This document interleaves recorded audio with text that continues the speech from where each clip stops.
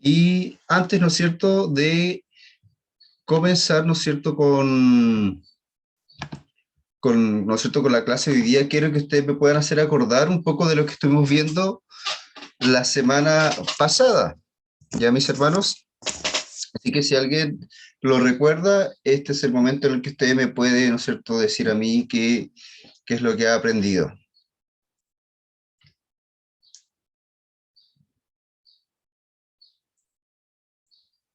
¿Alguien recuerda, mis hermanos? Algo, pastor, algo. Mi hermano. Bueno, la semana pasada se trató de la resurrección de Cristo, ¿ya? Donde fue entregado, ¿cierto?, a los soldados romanos, y fue burlado, ¿no es cierto?, fue maltratado, tuvo que caminar un camino muy largo para llegar donde tenía que crucificarlo, ¿ya? Y después de su muerte, ¿no es cierto? O sea, cuando murió, hay un varón que se llama Arimatea, ¿no es cierto?, un hombre rico, que fue al gobernador, ¿no es cierto?, a pedir el cuerpo de Jesús, lo cual lo fue en su tumba, ¿ya? Y le puso una piedra grande y la selló. Entonces los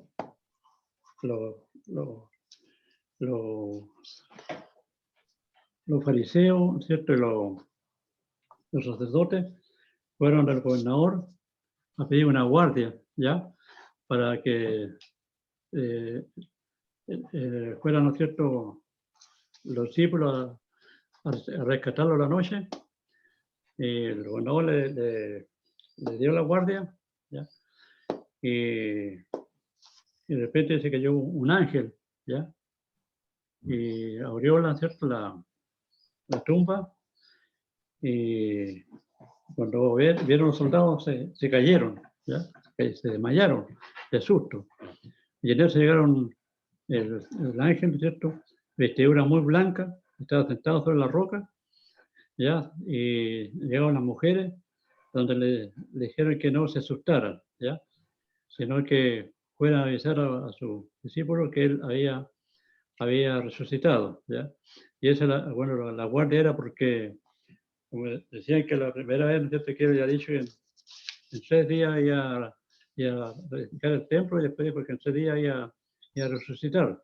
Entonces, fueron porque podía hacer otro escándalo, ¿no es cierto?, de que ellos, los discípulos, ¿no es cierto?, sacarlo, y que, pero que no haya salido solo. Eso sería, pastor, algo que me recuerdo. Gracias, mi hermano Rosabel, ¿no es cierto? Estuvimos viendo, gracias porque dijo harto, estuvimos viendo toda la parte, ¿no es cierto?, cuando Jesús ya es apresado y es crucificado, ¿no es cierto? Veíamos, ¿no es cierto?, que Jesús, desde un principio, él había sido abandonado en todo este tiempo y tenía que pasar esta copa amarga solo. Muy bien, como dijo el hermano Rosabel, ¿no es cierto? Trataba acerca de toda esta parte que tuvo que sufrir Jesús. Ahora, mis hermanos, también recordemos que dividíamos, ¿no es cierto?, las etapas que Jesús había pasado, ¿no es cierto?, en el momento en el que los soldados estaban burlándose, todos se burlaban de Jesús. De alguna u otra forma hubo burlas acerca de Jesús, denigración, él fue, ¿no es cierto?, menospreciado, y lo veíamos así como todo, ¿no es cierto?, estaba encima de él. Luego, ¿no es cierto?, veíamos la hora, ¿no es cierto?, donde él fallece, pero también hablábamos acerca de que él decía, ¿no es cierto?, ¿por qué me has desamparado, Padre? ¿No es cierto? ¿Por qué me has desamparado? Y era porque Él, ¿no es cierto?, en ese momento iba a estar llevando los pecados de toda la humanidad. Y donde está el Señor, que es santo, ¿no es cierto?, Él no puede estar donde está el pecado. Y es por eso que esta era la copa tan amarga, tan grande que Jesús, ¿no es cierto?, sufría tomar, ¿no es cierto?, porque iba a tener que llevar todos los pecados. Además, ¿no es cierto? Luego veíamos cómo cuando muere Jesús se producen una serie de acontecimientos maravillosos, ¿no es cierto? Sorprendentes y milagrosos, donde, ¿no es cierto?, resucitaron muertos, donde hubo un terremoto, donde se nubló, ¿no es cierto?, el cielo. Bueno, estuvo nublado desde antes, ¿no es cierto? Y se cortó la cortina del templo, ¿no es cierto?, del lugar santísimo, donde eso significa, ¿no es cierto?, que ahora todos podemos acceder a la presencia del Señor y no simplemente el sumo sacerdote. Y nos vamos a dar cuenta, ¿no es cierto?, que quedábamos en ese instante, ¿no es cierto?, donde Jesús luego es bajado, ¿no es cierto?, y esta es sepultado, ¿ya? Sepultado con los ricos, ¿no es cierto? Porque este discípulo de Jesús era una persona adinerada y entregó su tumba para que fuera con él. Ahora, hoy día, mis hermanos, lo que nosotros vamos a estar viendo no va a ser, porque lo que eso de la semana pasada fue la última parte de Mateo 27, y nos quedaría solo Mateo 28, pero Mateo 28 lo vamos a ver la próxima semana, porque nos queda un jueves de este 2021, ¿ya? Hoy día vamos a estar viendo un tema paralelo que tiene mucho que ver con la Navidad. Yo sé que mi hermano Hernán estuvo, ¿no es cierto?, haciendo un estudio acerca de la Navidad, del nacimiento de Jesús, y nosotros vamos a ver también de la Navidad, pero desde otro punto de vista, ¿ya? Vamos a estar viendo acerca de cómo el Antiguo Testamento nos muestra a Jesús, cómo nos muestra el nacimiento de Jesús. Así que les voy a compartir la pantalla.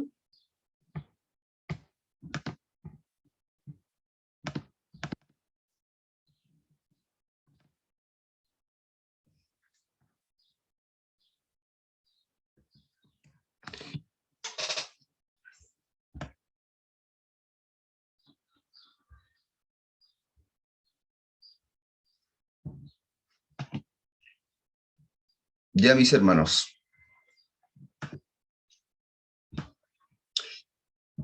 Como nosotros vemos acá, mis hermanos, lo que tenemos en el fondo de pantalla es un pesebre, ¿no es cierto? La típica imagen donde uno ve a Jesús, a María, a José, en una estructura, ¿no es cierto?, de madera que tipificaría, ¿no es cierto?, lo que es un pesebre, ¿ya? El nacimiento de Jesús.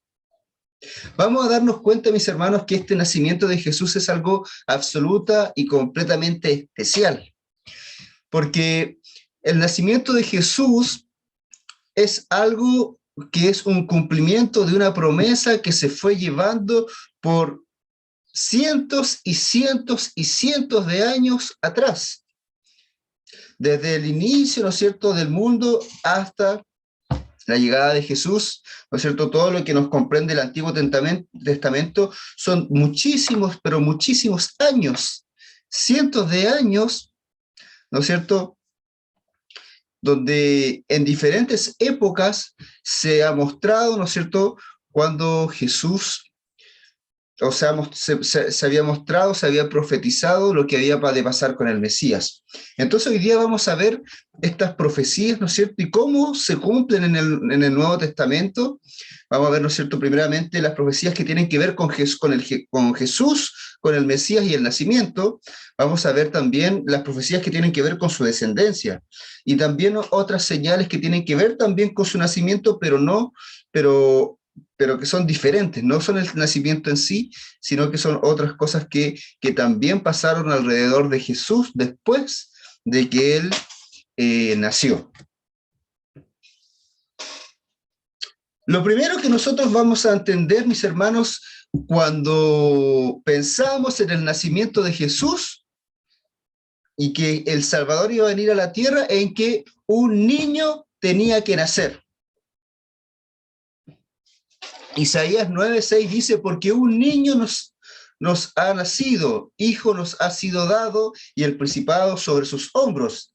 Se llamará su nombre admirable, consejero, Dios fuerte, Padre eterno, príncipe de paz. Este es un texto que conocemos, y encuentro que es uno de los textos más hermosos que existen en torno al relato del nacimiento de Jesús.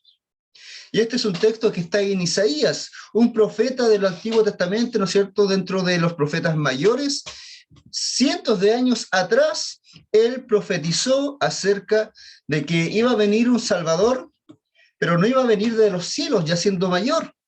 No iba a venir, ¿no es cierto?, con gran estruendo, no iba a venir, ¿no es cierto?, con poder o de la forma que fuera. La profecía nos dice que un niño iba a nacer. Y eso es lo primero que nosotros debemos entender. Todas las señales que nos muestran a Jesús, mis hermanos, son señales que un poco nos deberían descolocar de quién es Dios. Porque el ser humano busca a un Dios, ¿no es cierto?, que se va a mostrar poderoso, que se va a mostrar imponente, que se va a mostrar, ¿no es cierto?, como alguien que manda y se hace, y claramente Dios es eso, pero a nosotros se nos manifiesta de otra forma también. Y acá, ¿no es cierto?, lo primero que nosotros debemos entender es que este Dios manifestado a través de Jesús llega a este mundo a través de un niño. Y el cumplimiento de esta promesa, mis hermanos, lo podemos encontrar en Lucas 2, el versos 11 y 12.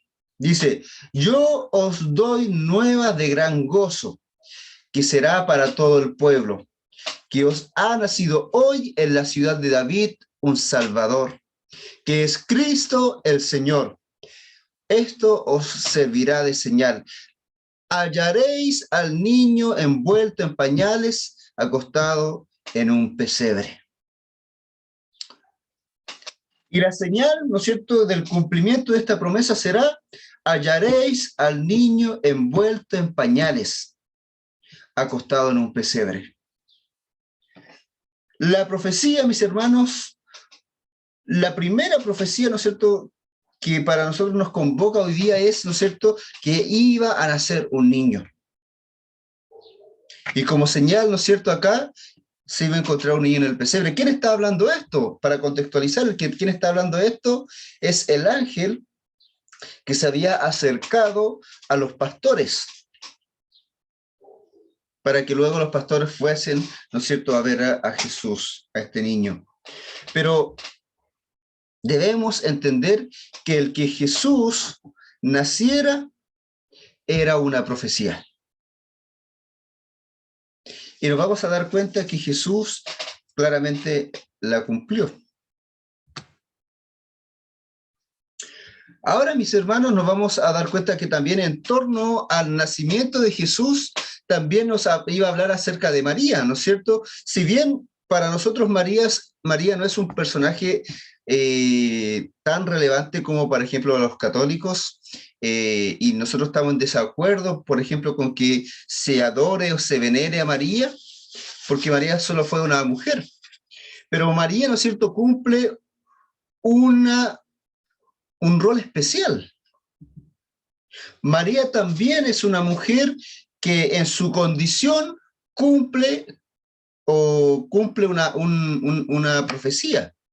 Isaías 7:14 dice, por tanto el Señor mismo os dará señal. La Virgen concebirá y dará a luz un hijo y le pondrá por nombre Emmanuel. Interesante, mis hermanos, porque acá, ¿no es cierto?, solo con este texto de Isaías, ya nuevamente estamos ratificando lo que hablamos en la profecía pasada, ¿no es cierto? ¿No es cierto? Dice, y dará a luz un hijo, van a ser un hijo. Pero acá, ¿no es cierto?, la situación es que está dando un dato en torno al nacimiento de Jesús, que sería a través de una virgen. Además, nosotros nos vamos a dar cuenta que acá utiliza, ¿no es cierto?, el nombre Emmanuel, que significa Dios con nosotros. Y el nacimiento de este niño va a significar que Dios ha venido a la tierra, ¿no es cierto?, a vivir con nosotros, a estar con nosotros. Y lo vamos a ver cumplido esto en Lucas, ¿no es cierto?, Lucas capítulo 1, del 26, ¿no es cierto? Perdón, del verso 26, verso 31 y verso 32. Acá están todos juntos, pero dice, al sexto mes el ángel Gabriel fue enviado por Dios a una ciudad de Galilea llamada Nazaret, a una virgen desposada con un varón que se llamaba José, de la casa de David, y el nombre de la virgen era María. Y le dijo, concebirás en tu vientre y darás a luz un hijo y llamarás su nombre Jesús. Este será grande y será llamado, este será grande y será llamado, este será grande y será llamado Hijo del Altísimo. Mis hermanos, ¿no es cierto? Dice, enviado, ¿no es cierto? Que en Nazaret había una virgen, ¿no es cierto? Que había desposado a un varón llamado José. María era esta virgen. Nos vamos a dar cuenta, mis hermanos, que el, el, el, el acontecimiento del nacimiento de Jesús era tan especial, tan importante, que se dio de una forma que era imposible. Nadie jamás en esta tierra, en este mundo, desde que comenzó el mundo, ha concebido un hijo siendo virgen. Ninguna mujer ha podido concebir sin antes, ¿no es cierto?, se le haya quitado, ¿no es cierto?, la virginidad. Y en esto, mis hermanos, nosotros vamos a darnos cuenta que Jesús siempre utiliza, ¿no es cierto?, algo muy especial que podríamos llamar nosotros paradoja.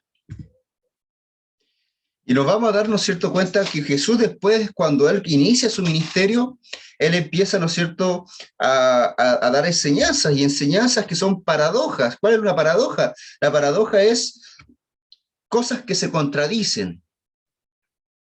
Por ejemplo, ¿no es cierto?, para ser el primero, hay que ser el último. El que quiera ser servido, va a tener que servir. El que quiera, ¿no es cierto?, ser grande, tiene que hacerse pequeño. El que quiera ser sabio, se tiene que hacer ignorante. El que quiera ser enaltecido, tiene que humillarse. Y así nosotros nos vamos a dar cuenta que estas paradojas con las que Jesús nos muestra el reino de los cielos, también se dio en Él en su nacimiento. De una virgen ha nacido el Salvador. ¿Por qué? Porque el reino de los cielos, la obra de Dios, es tan grande, nos sobrepasa a tal manera que nosotros no podemos comprender a cabalidad cómo Dios es y cómo Dios hace las cosas. Por eso aquí es una virgen la que ha de ser, ¿no es cierto?, la madre, ¿no es cierto?, de quién iba a ser o quién fue el Salvador. Y vemos esta promesa cumplida también. Pero dentro, ¿no es cierto?, de este nacimiento veíamos, ¿no es cierto?, que se cumple la promesa de que iba a ser un niño el que iba a nacer, se cumple la promesa, ¿no es cierto?, de que hay una virgen quien iba a dar a luz, pero también se cumple la promesa de que Jesús iba a ser un primogénito. Iba a ser el primero entre todos sus hermanos. Hay algunas teorías, ¿no es cierto?, que dicen que María después no tuvo más hijos, que los hermanos que dicen ahí que son de Jesús en realidad son sus primos o son de otras personas, pero la verdad, mis hermanos, es que María, ¿no es cierto?, tuvo a Jesús y luego siguió su vida con José, siguió su vida, ¿no es cierto?, marital, y tuvo más hijos. Éxodo 13:2 dice, conságrame todo primogénito, todo lo que abra la matriz entre los hijos de Israel, tanto de los hombres como de los animales, mío es. Conságrame todo primogénito.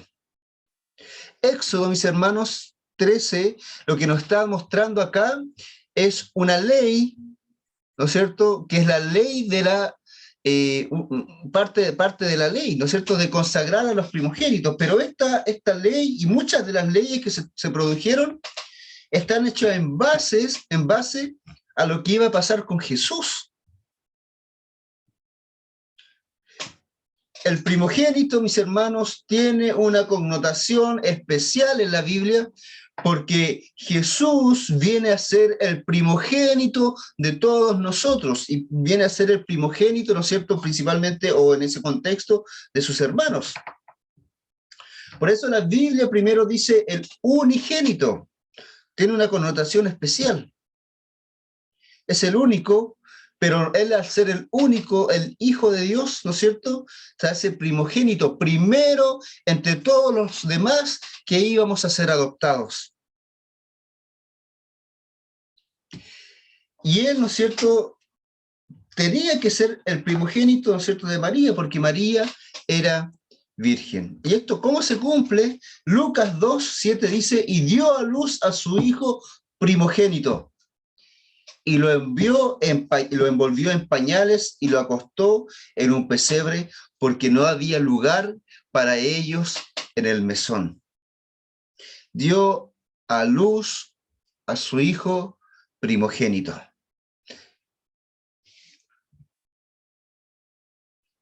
Y además, mis hermanos, nos vamos a dar cuenta, ¿no es cierto?, que también nos dice algo más el nacimiento de Jesús. Jesús como tal dice que iba a venir de la tribu de Judá. Vamos a recordar nosotros, mis hermanos, que Israel en sus inicios, ¿no es cierto?, se dividió en diferentes tribus, en 12 tribus, las 12 tribus de Israel. Una de estas tribus era Judá, y dice Génesis 49, del 8 al 10. Judá, te alabarán tus hermanos, tu mano estará sobre el cuello de tus enemigos, los hijos de tu padre se inclinarán a ti. Cachorro de león, Judá, de la presa subiste, hijo mío. Se encorvó, se echó como león viejo. ¿Quién le despertará? No será quitado el cetro de Judá, ni el bastón de mando de entre sus pies, hasta que llegue Silo. A él se congregarán los pueblos. Bendita sea la palabra del Señor. Cuando dice Judá, te alabarán tus hermanos, tu mano estará sobre el cuello de tus enemigos, los hijos de tu padre se inclinarán ante ti, está refiriéndose a que Judá está representando a Jesús. Jesús, mis hermanos, es el rey y viene a reinar a su pueblo y viene a reinar, ¿no es cierto?, luego, ¿no es cierto?, cuando venga nuevamente a todo el mundo, a todas las naciones. Y lo interesante, mis hermanos, de esto es que desde el Génesis, desde los inicios, ¿no es cierto?, se está profetizando que iba a venir alguien que iba a nacer, ¿no es cierto? Sus hermanos le iban a tener que adorar, sus padres le iban a tener que adorar, iba a tener, ¿no es cierto?, a su enemigo, ¿no es cierto?, en sus manos, porque él es el vencedor. Dije que se encorva, eso sí, como león viejo, pero es porque, ¿no es cierto?, Jesús tiene que cumplir un sacrificio. Pero ¿qué pasa? A pesar de, ¿no es cierto?, de que se encorva como león viejo, ¿qué pasa? Dice, no será quitado el cetro de Judá ni el bastón de mando de entre sus pies hasta que llegue Silo, y a él se congregarán los pueblos. Entonces, Jesús, ¿no es cierto?, siendo y naciendo en un pesebre, naciendo, ¿no es cierto?, de una virgen, siendo el primogénito, además, él es de la tribu de Judá. Y esto también se cumple. Mateo 1:2 nos dice, Abraham engendró a Isaac, Isaac a Jacob, y Jacob a Judá y a sus hermanos. Hebreos 7:4 dice, porque sabido es que nuestro Señor vino de la tribu de Judá, de la cual nada habló Moisés tocante al sacerdocio. Jesús vino de la tribu de Judá. Y vemos cumplida entonces la profecía, ¿no es cierto?, que estaba en Génesis. Cientos de años, ¿no es cierto?, pasaron para que se cumpliera la profecía de que Jesús, este que nació, venía de la tribu de Judá. Y vamos a ver también, ¿no es cierto?, en torno al nacimiento que está escrito en Miqueas también, no solo de dónde, de qué tribu iba a venir Jesús, sino que en qué lugar iba a nacer. Y esto nosotros lo sabemos, ¿no es cierto? Miqueas 5, de 2 al 5 dice, pero tú, Belén Efrata, tan pequeña entre las familias de Judá, de ti ha de salir el que será Señor en Israel. Sus orígenes se remontan al inicio de los tiempos, a los días de la eternidad, pero los dejará hasta el tiempo que dé a luz la que ha de dar a luz. Pero tú, Belén Efrata, tan pequeña entre las familias de Judá, de ti ha de salir el que será Señor en Israel. Claramente, ¿no es cierto?, el profeta Miqueas nos muestra aquí que el Salvador iba a venir de Belén, ahí iba a nacer. El cumplimiento lo vamos a ver en Mateo 1, ¿no es cierto?, que dice, cuando Jesús nació en Belén de Judea, en días del rey Herodes llegaron del oriente a Jerusalén unos sabios preguntando, ¿dónde está el rey de los judíos que ha nacido? Dice, cuando Jesús nació en Belén de Judea. Vamos a darnos cuenta, mis hermanos, que todas estas profecías en torno a Jesús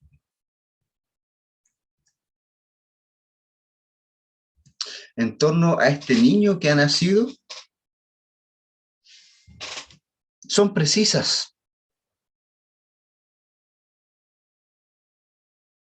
Jesús las cumplió todas. Y los evangelios, mis hermanos, lo que nos muestra alrededor del nacimiento de Jesús es el cumplimiento de las profecías. Algunos muestran más que otros de acuerdo al contexto en el que se esté realizando. Por ejemplo, Mateo, que hemos visto Mateo todo este año, nos habla mucho, ¿no es cierto?, del Antiguo Testamento y de las profecías de Jesús, porque va escrito hacia los judíos. Pero Lucas, por ejemplo, está escribiendo a los gentiles. Pero todas estas cartas, ¿no es cierto?, de los evangelios, lo que hacen, mis hermanos, es mostrar las señales de Jesús. Y aún su nacimiento en detalle es señalado. ¿Para qué? Para que el mundo crea que Jesús es el Salvador.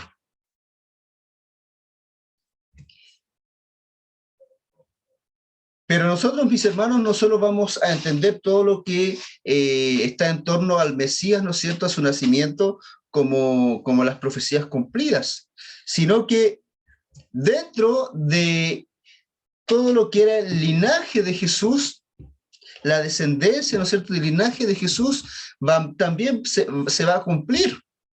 Mateo, ¿no es cierto?, cuando vemos Mateo y aún Lucas, ¿no es cierto?, nos muestra una descendencia. Y en estas descendencias, mi hermano, nos vamos a dar cuenta que existen personajes que son nombrados a través de todo el Antiguo Testamento y que son relacionados con el Mesías y que iban a ser, ¿no es cierto?, linaje del Mesías, de Jesús, y vamos a darnos cuenta que Jesús cumple cada una de estas. Dice Génesis 21:12, entonces dijo Dios a Abraham, no te preocupes por el muchacho ni por tu sierva, escucha todo cuanto te diga Sara, porque en Isaac te será llamada descendencia.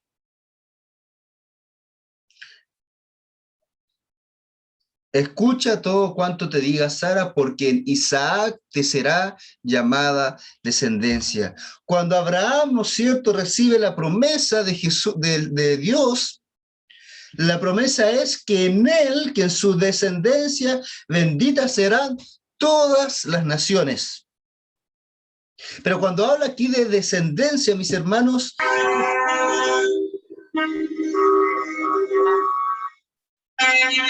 alguien tiene el micrófono prendido.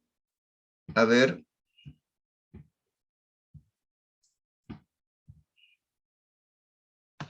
Creo que ya se apagó. Ahí sí. Cuando la descendencia, ¿no es cierto?, de Abraham, ¿no es cierto?, es nombrada acá, nosotros tenemos que identificar que no se trata solo de Abraham, Isaac y Jacob, o de Abraham que está refiriéndose a Isaac, sino que cuando habla de la descendencia se está refiriendo a esta promesa que culmina y se completa en Jesucristo. Jesús, ¿no es cierto?, es descendencia de Abraham y de Isaac, y también de Jacob, pero también en Jacob nosotros vamos a poder verlo incluso en otro texto bíblico. Jacob, ¿no es cierto?, 24, del 17 al 19, dice, lo veo, mas no ahora, lo contemplo, mas no de cerca. Saldrá estrella de Jacob, se levantará cetro de Israel, y herirá las sienes de Moab, y destruirá a todos los hijos de Set. De Jacob saldrá el vencedor, y destruirá lo que quede de la ciudad.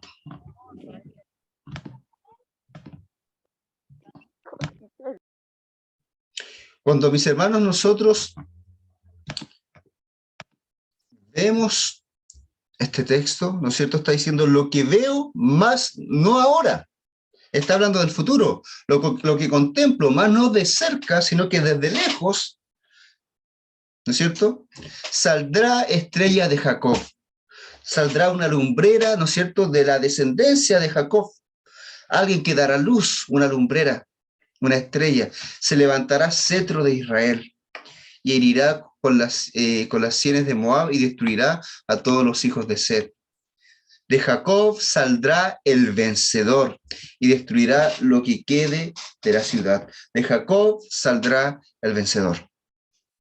Nos vamos a dar cuenta entonces, mis hermanos, que cuando nosotros estamos viendo, ¿no es cierto?, a Abraham, Isaac y Jacob, ¿no es cierto?, y se nos dice, ¿no es cierto?, que Jesús es descendencia de ellos, están, ¿no es cierto?, estas profecías puestas en el Antiguo Testamento, que van ratificando, y Mateo, ¿no es cierto?, si usted lee luego la genealogía, yo no alcancé a colocar la genealogía, pero vamos a darnos cuenta que los nombra a cada uno de ellos, Abraham, Isaac y Jacob, dando a entender que se cumple la promesa. Luego, ¿no es cierto?, nos saltamos un poco más en la genealogía y llegamos hasta Isaí. Dice, Isaías 11, 1 y 2, saldrá una vara del tronco de Isaí, un vástago retoñará de sus raíces y reposará sobre él el espíritu de Jehová. Saldrá una vara del tronco de Isaí. Una vara, ¿no es cierto? Vemos un árbol, ¿no es cierto? Y del árbol sale una rama, una vara, un vástago. ¿No es cierto? De la descendencia de Isaí va a salir un vástago, va a salir alguien, ¿no es cierto? Y dice, y reposará sobre él el espíritu de Jehová. Y nosotros nos vamos a dar cuenta que Jesús, cuando es bautizado, ¿no es cierto?, ¿qué baja sobre Jesús? Una paloma, ¿no es cierto? Y esta paloma es el Espíritu Santo. Dice, reposará sobre él el Espíritu de Jehová. ¿Quién es Isaí? Isaí, mis hermanos, es el padre de David. Y cuando nosotros sabemos que es el padre de David, debemos entender que David es un personaje, ¿no es cierto?, el que sigue, que es completamente importante en la Biblia. Es muy, muy, muy importante. ¿Por qué?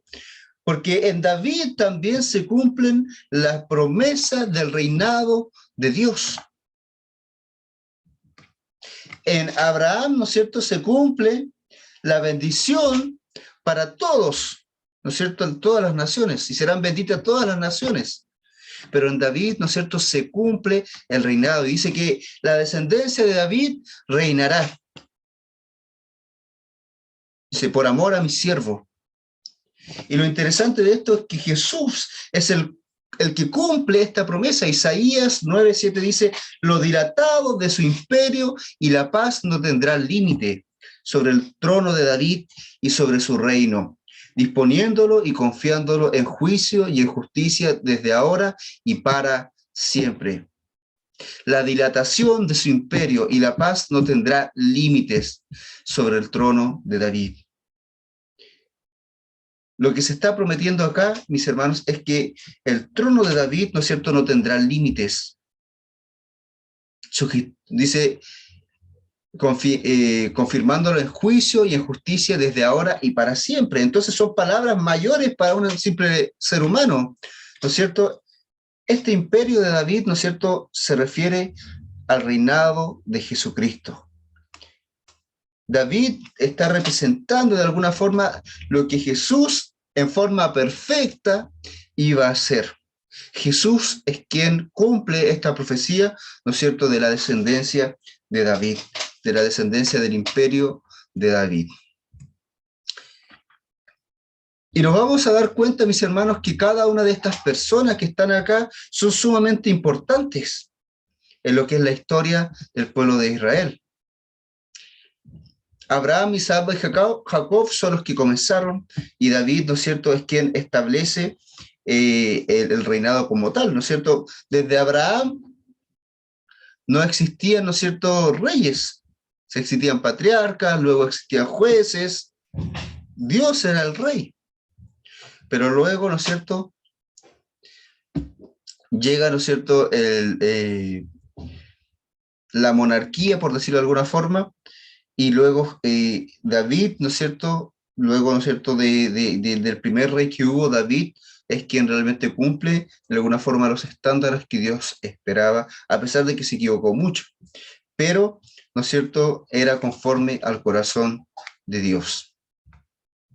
Y no solo nos vamos a quedar con las profecías cumplidas a través de la descendencia, sino que vamos a ver dos señales que no son netamente parte del nacimiento como tal, pero sí están alrededor de él y suceden.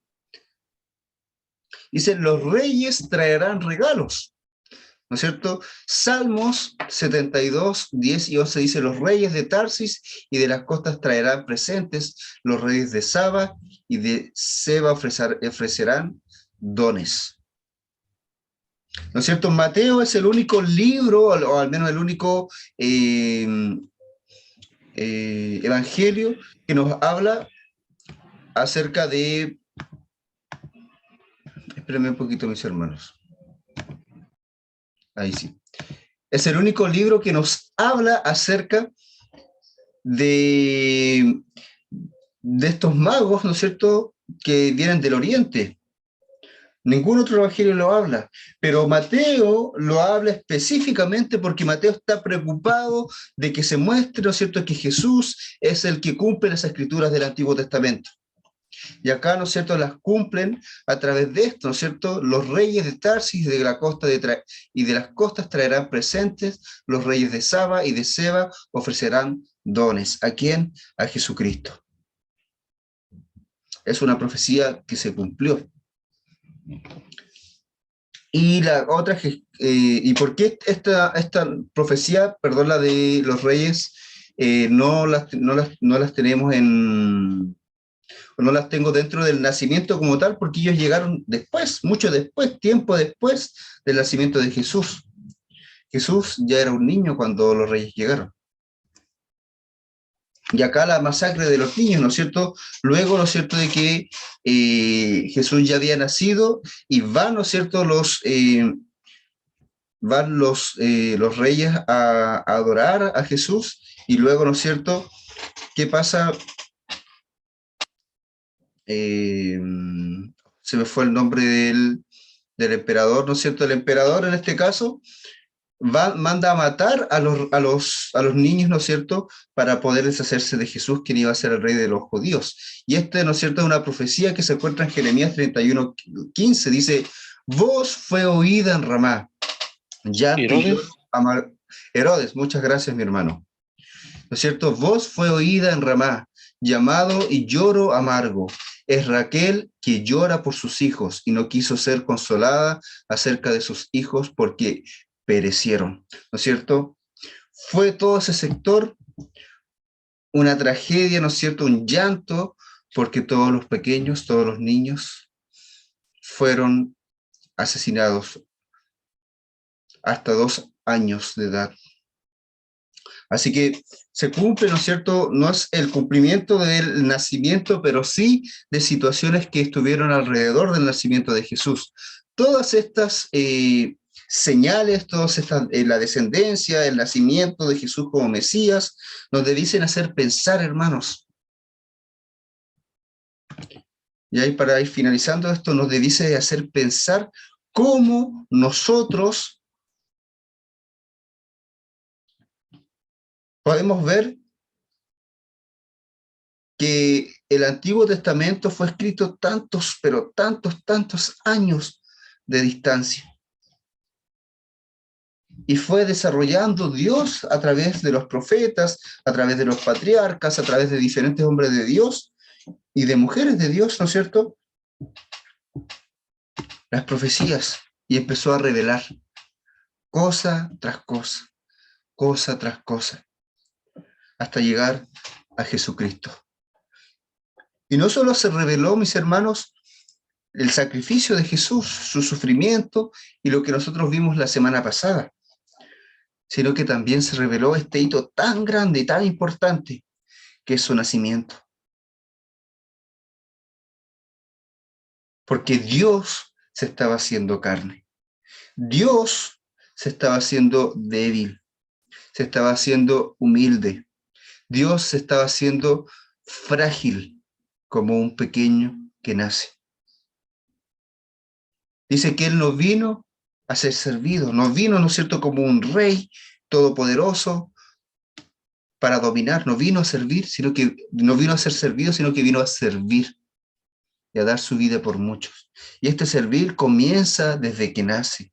En la forma en que nace nos muestra a nosotros cómo Él vino. Y todo el Antiguo Testamento nos va mostrando también esta característica tan, pero tan importante.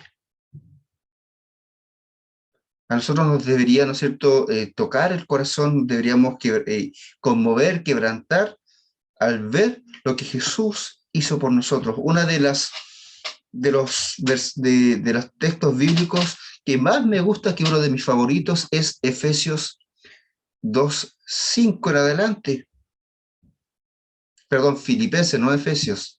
Filipenses 2, del 5 en adelante, que dice, ¿no es cierto? Y siendo Dios en forma de Dios, no escatimó en ser Dios, sino que se humilló y se hizo en forma de siervo. Se hizo hombre.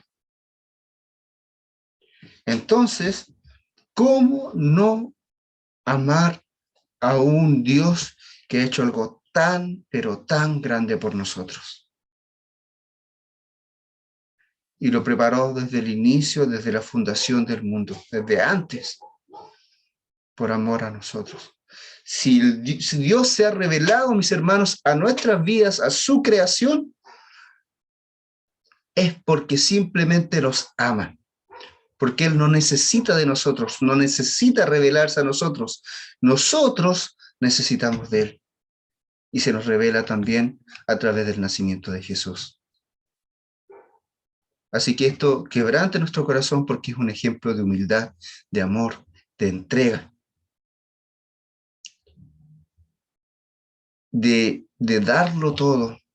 Nosotros muchas veces queremos que nos den, muchas veces queremos, ¿no es cierto?, que se haga lo que nosotros queremos, muchas veces queremos que a nosotros nos sirvan, pero Dios lo dio todo. Así nosotros también tenemos que responder en nuestras vidas. Amén, mis hermanos. ¿Hay alguna pregunta, algún comentario antes de que oremos?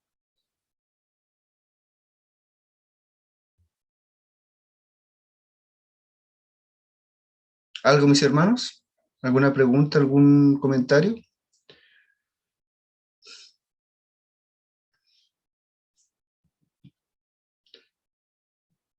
Vamos a orar entonces, mis hermanos, para ya ir finalizando. Les reitero a los que no estaban cuando di, bueno, era una petición, pero a la vez era aviso, ¿no es cierto?, de que el culto de adoración va a ser este domingo a las 11 de la mañana, como lo hemos estado haciendo este tiempo, afuera, ¿no es cierto?, en la parte de afuera de la iglesia para que podamos asistir todos. Este culto va a ser de Navidad y de fin de año, ¿ya? Así que participemos todos, hermanos. Los que podemos estar, estemos. No, este culto no va a tener restricción de grupos. Por eso también lo hacemos afuera, para que el Señor sea exaltado, glorificado y bendecido. Amén, mis hermanos. Vamos a orar. Padre Santo, estamos aquí delante de su presencia para honrarle, bendecirle, glorificarle, porque usted es el Rey de Reyes y Señor de Señores.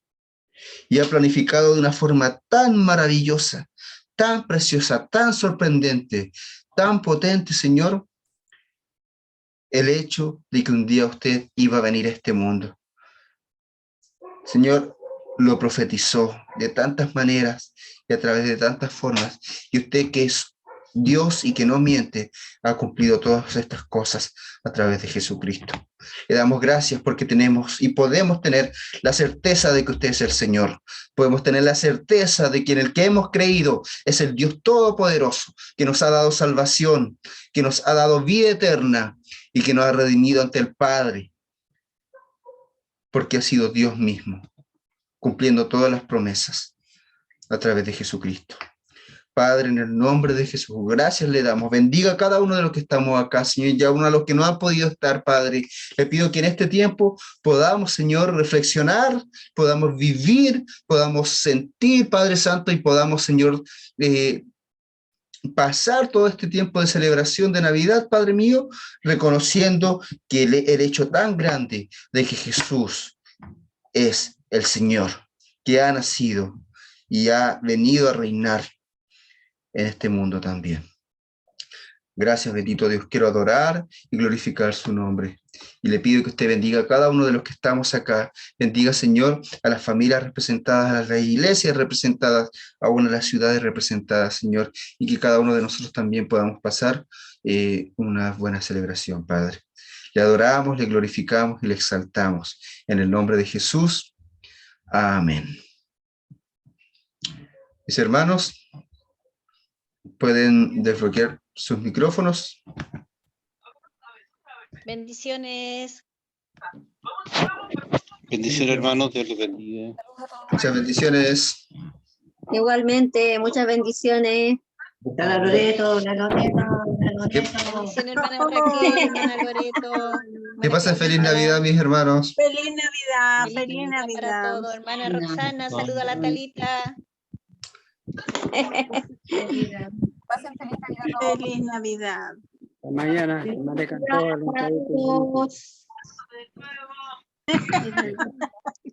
Señor le bendiga. No coman tanto pan de Pascua. Dios le bendiga.